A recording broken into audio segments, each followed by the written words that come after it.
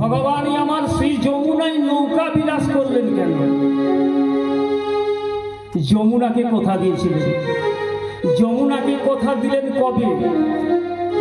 যখন ভগবান কংস কারাগারে জন্মগ্রহণ করলেন।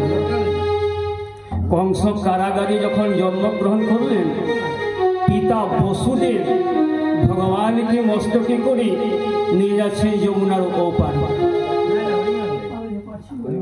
যমুনার ওপারে নিয়ে যাচ্ছেন। হ্যাঁ গো, যখন ভগবান আমার জন্মগ্রহণ করলেন, কেমন শুভ দিন! শুভ দিনটি কেমন! কংস কারাগারে জন্মগ্রহণ করলেন। আচ্ছা, আরেকটি কথা, কংস কারাগারে ভগবান জন্মগ্রহণ করলেন কেন? ত্রেতা যুগের হলো দেবকী হলো কেকয়ীর মা। রামচন্দ্রকে 14 বৎসর বনে দিয়েছিল বলে রামচন্দ্র অভিশাপ করেছিলেন, মা তুমি যখন আমাকে 14 বৎসর বনে দিয়েছ, যাও তুমি দাপর যুগে হবে আমার মা দেবকী, কিন্তু তোমাকে 14 বৎসর সেই যে কারাগারে বাস করতে হবে। তার জন্য দেবকীর হলো কারাগার, আর আমি কারাগারে জন্মগ্রহণ করলাম। কিন্তু কোনক্ষণে কি সময়, কি সুযোগ ভগবান জন্মগ্রহণ করলেন? ও যে সিংহ রাশি, ভাদ্র মাস, নক্ষত্র রোহিণী। সিংহ রাশি, ভাদ্র মাস, নক্ষত্র রোহিণী। ও কি আনন্দ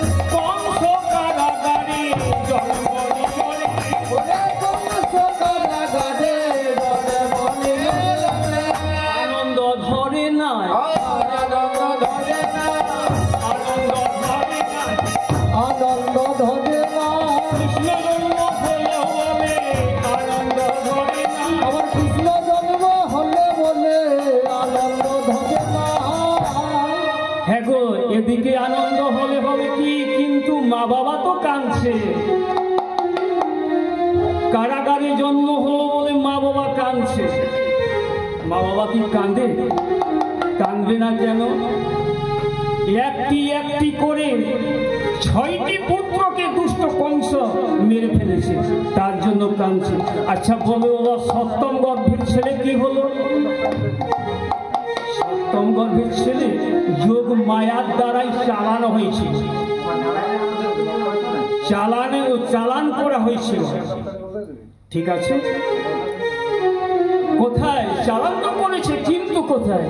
সেই যে রোহিণীর গর্ভে জন্ম হলো কার? না বলরাম। এবারে পিতা বসুদেব করেছে কি? কাঁদছে।